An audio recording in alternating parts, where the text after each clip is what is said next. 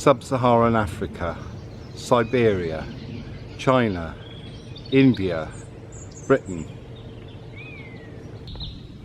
Munched fritillaries. Fritillaries I've uncovered by removing a whole load of really thick big leaf in order to uncover plants, but sadly I don't think they'll ever flower because of the pheasants. The forlorn face of a walnut tree and his owl-like friend. Now you can see where I've cleared. I can't remember how many carts, but there you go. It was like that, except thicker and wetter. Well, talking of steps, what I thought I might do while we chat, or while I chat, while I talk at you, is walk a mile. So we've already started, and we'll go up, and while I talk we'll look at some things, but I'll walk a mile. Classic, quintessential English countryside site. Now let's get through the gate. I'll keep the camera rolling the whole time, so I'm not sure how many steps. Is it 10,000 steps for a mile? I've no idea. I know you're supposed to do it. Ooh, look how well dug that is. Yeah, I did that. Okay, so what are we going to do? Clockwise or anti-clockwise? Well, let's do half and half, shall we? No, let's go anti-clockwise to start with. It's unusual, I know, but yeah, the pheasants, well, around here, that's what landowners, certain landowners, wood owners, etc. use their woods for rich people to come and blast a whole load of birds into smithereens. Well, they don't really, but into a pot. I don't know what they do with them. Some get eaten, but how many, you know, on a day's shoot, how many can you eat?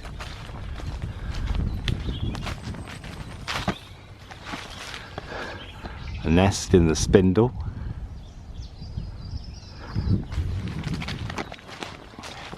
So yeah, I mean, the steps. Well, the reason this has come into my mind is because when you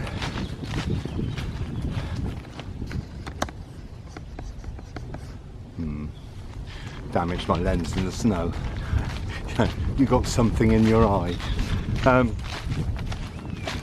You know, reincarnation is an interesting thing. I'll just throw that in there. Thud. Where, oh look at all these ring marks.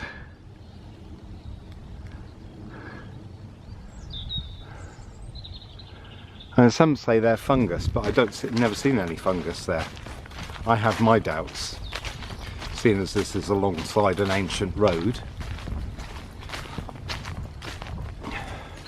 Well, I have never been out of Britain, or rather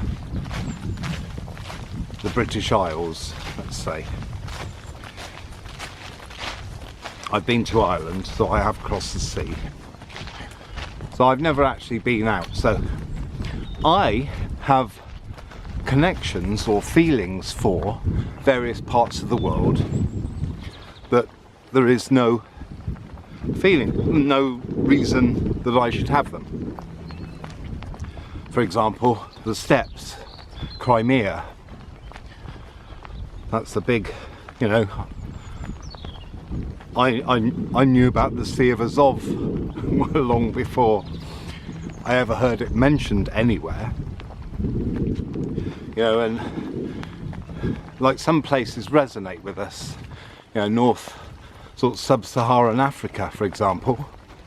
For some reason, there's a jay flying over there, but I'm going to be too late to get it. For some reason, there's a program, Who Wants to Be a Millionaire, where they ask questions. And there was a room full of people, because we'd all been round at our house, my house, watching a football match.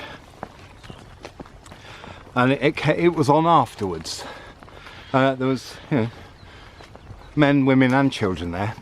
And one of the questions was, what's the capital of Burkina Faso? And as quick as a flash, before all the answers came on, I said, Ouagadougou. Which it is. And of course, as soon as the answer came up and they, you know, it was seemed to be the correct answer, everyone sort of looked at me like I was some kind of strange magician man. And how the hell did you know that? Likewise, you know, I feel I've got feelings for this land that I'm on, as well as other places like a bit of Spain, some of North Africa, Agadez for example,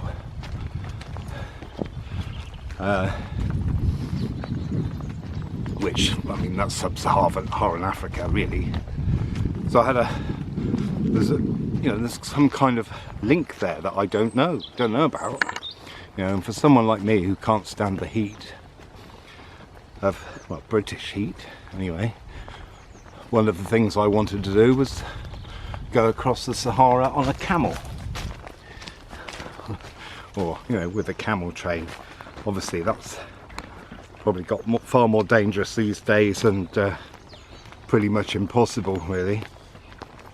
Another thing I'd like to do would be to go on a road trip through Russia from St. Petersburg through Moscow and down to the, you know, Trans-Siberian way, you know, right across and head down and then go into China, because I've got a feeling for China for some reason.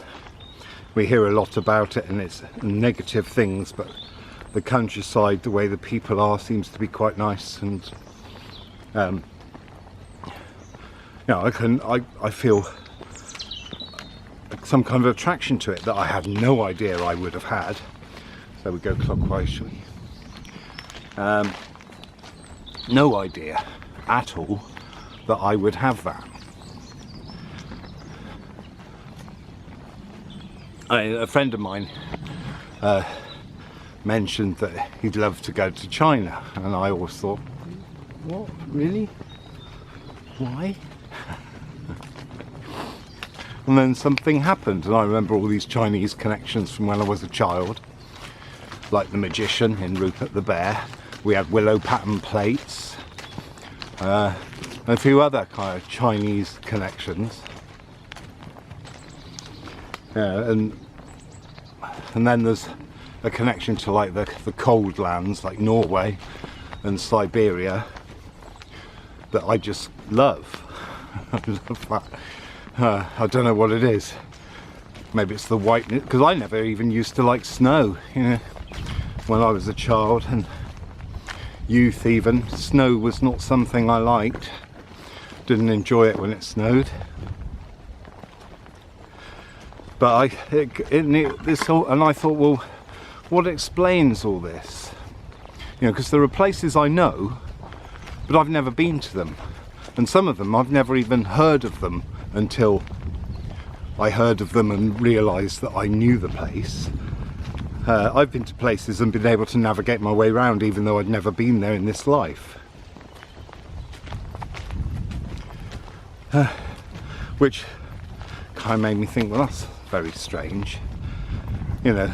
And then you hear stories from parents about their children and the weird things they say, like, you know, before I came here, before I came here, Mummy, I picked you out.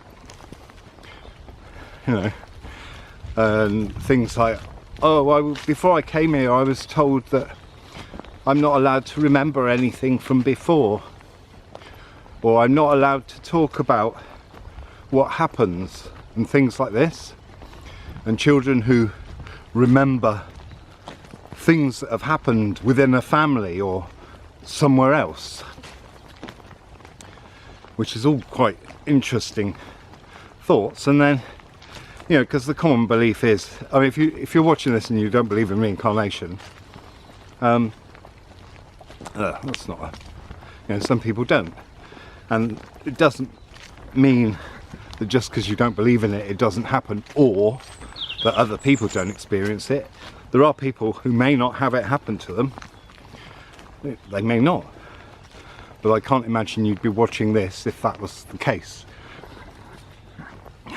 So, and then you have this other concept that all time happens at once. Okay, now that's a really crucial thing, and it's something that happens if you have an out-of-body experience or a near-death experience.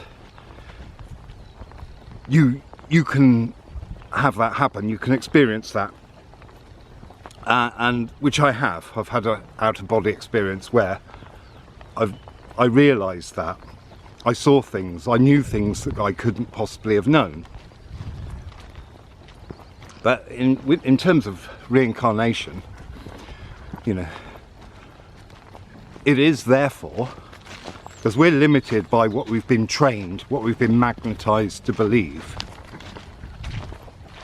and then we're supposed to believe science that has theories that prove, you know, the facts, that the things that we feel, but yet we're told that's not the case.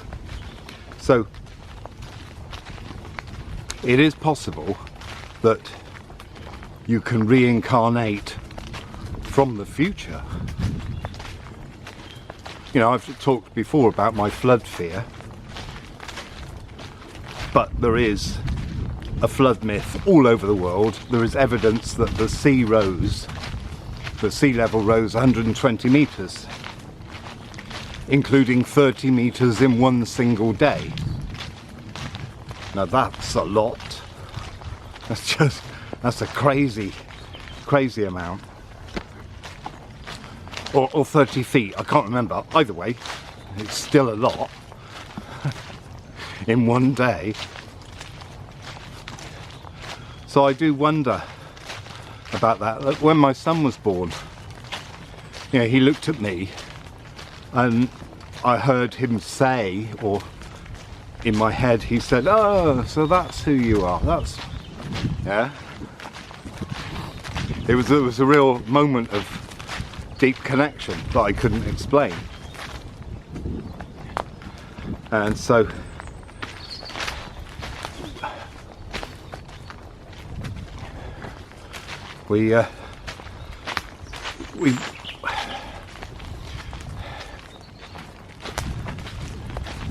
so we're sort of programmed to have certain beliefs that may not actually be true, and we don't question them.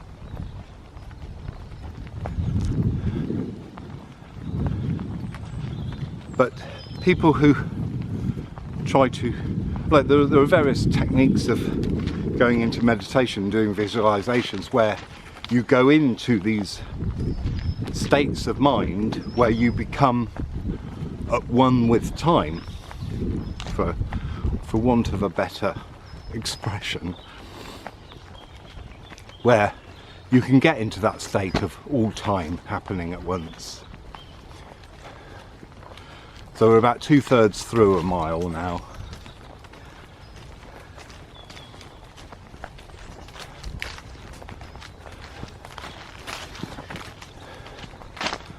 Now I was hoping to see some things popping up, but there's nothing as yet in the meadow.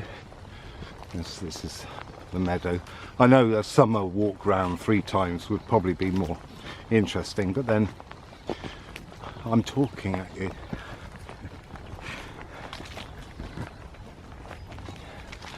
there were a number of things that I was going to talk about, but you know, there's all possibilities, as science proves. You know, there's all these theories about, you know, multiverses and parallel lives and things. I don't see why they're not all possible.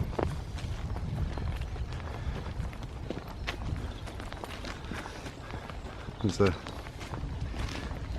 honeysuckle in flower there with and a bumblebee on it. I wasn't going to stop because now we've got the blood going.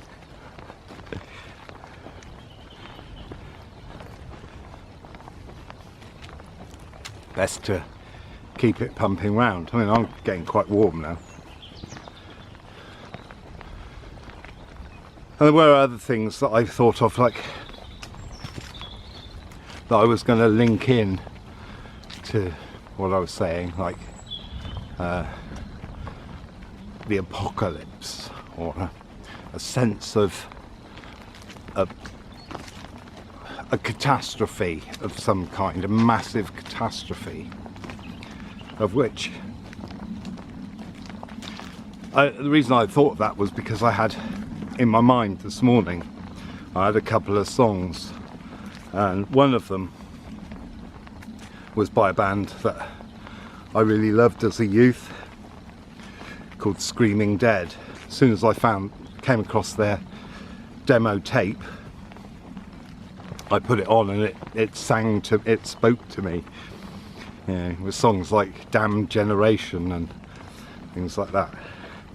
That's because that's how I felt about my generation of people born in the 60s, which I'll do a longer video about. Been trying to do it. It's quite difficult. I mean, I think I've spent the last sort of 5 or 6 years sort of piecing it all together in my mind. And suddenly everything is different, because when I got home and looked at the rest of the footage, I realised it had cut out just there. So for many of us, we didn't do the career, marriage, pension thing. Foxy!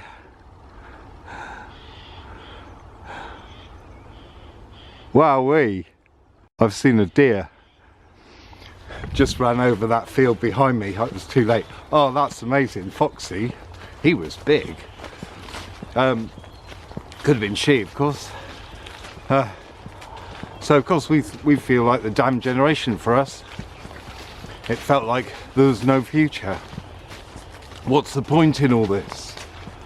And another thing that was, yeah, so that leads to the damn generation, you know, the Screaming Dead song, and their other song on the same tape was Nuclear Apocalypse, of which was something that we lived under the threat of. And it's come back a bit these days, but then it was like a big thing with a massive possibility because of old men whose cocks don't work.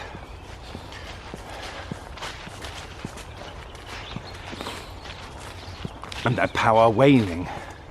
But there are other kinds of catastrophes as well. You know, maybe people tune into them from the past somehow, or from, you know, like I said, reincarnating either from the future or the past. There are catastrophes, and I've heard of people being able to predict earthquakes and stuff, and you know, I know of someone who said who believes there's going to be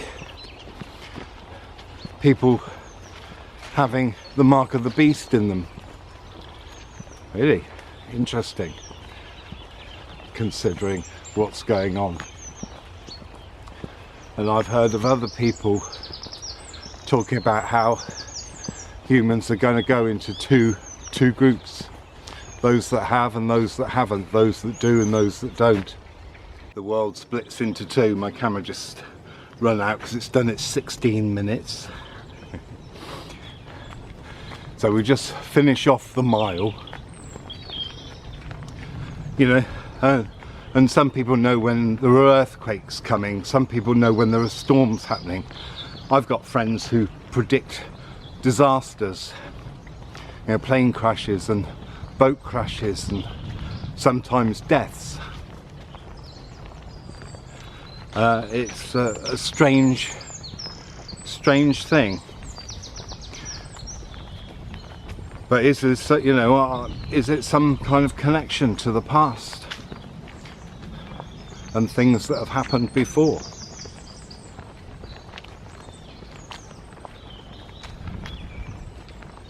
I really don't know, but it's interesting to think about it. But there is stuff, things that you know about yourself.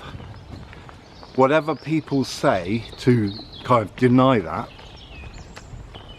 or tell you you're wrong, there is stuff that you know about yourself, your life, your past. Now, I had this thing happen. There's a couple of times. I mean, when you think of reincarnation, we're going to go this way now. When you think of reincarnation, most people think of just some being famous. Oh, I did some past life regression. Oh, who are you? Who are you? You know, everyone kind of wants, or most people seem to want, some kind of famous past, which we can't all have. I mean, some people have been more famous people than others, for example. But it never really occurred to me that. So back in the 90s, I've had it a couple of times. And the reason I know, well, I'll just tell you what happened. I was, you know, doing some work on my fashion business, and look at that, a triangle of native daffodils.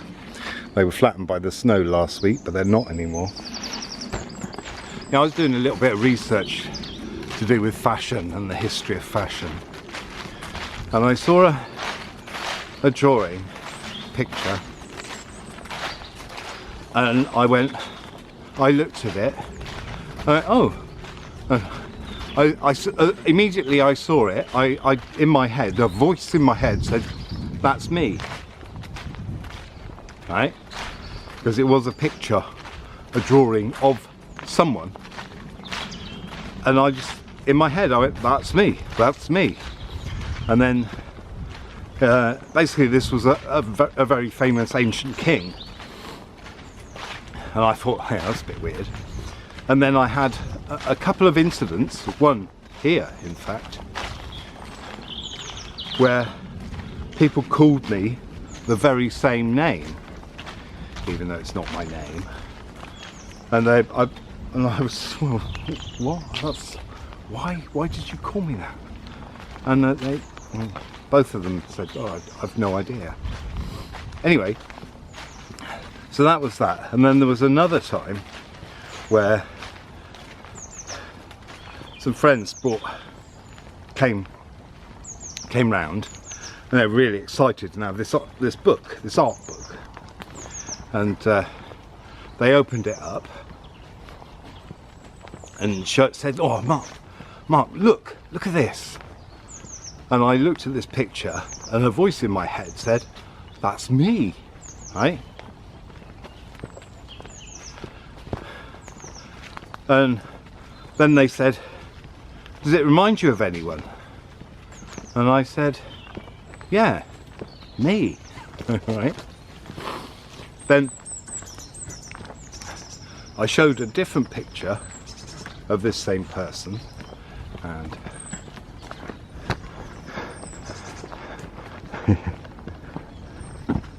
there's one. They're all over because the shoot has been increased in size, so instead of 10,000 birds 10,000 birds, there's now 30,000. Anyway, so I showed another picture, a different picture, to my daughter, what, 10 years later or so, and I said to her, does she remind you of anyone? And my daughter said, yeah, you. And I thought, well, that's quite spooky.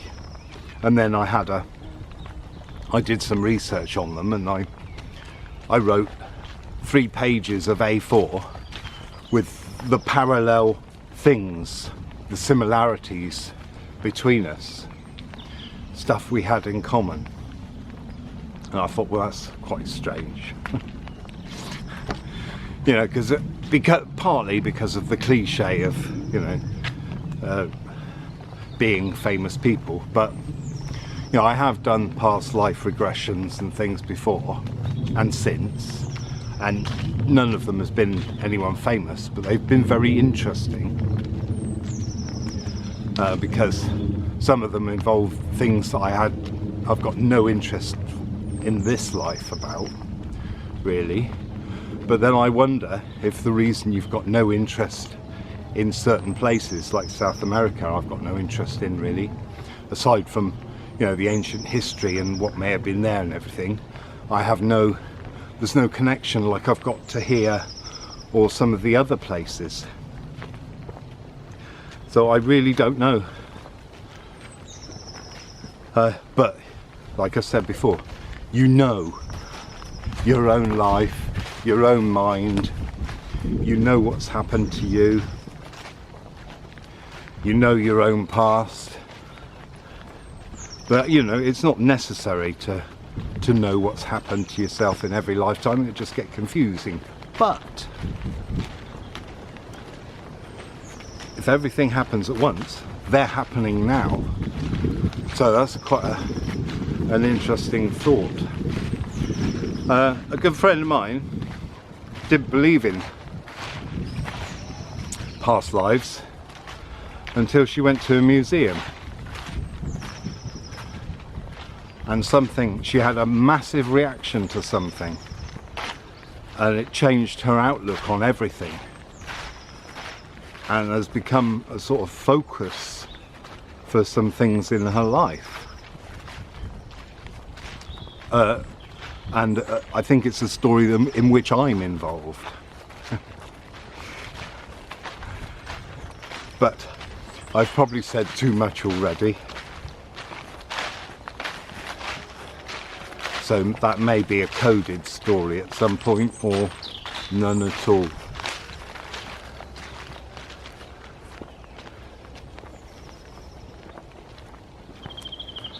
Well, we've done well over a mile now. We're on to 1.5 miles, probably nearly 2. So, and that's exercised my legs. I've had the exercise of my arms. So I'd better go and get back to it.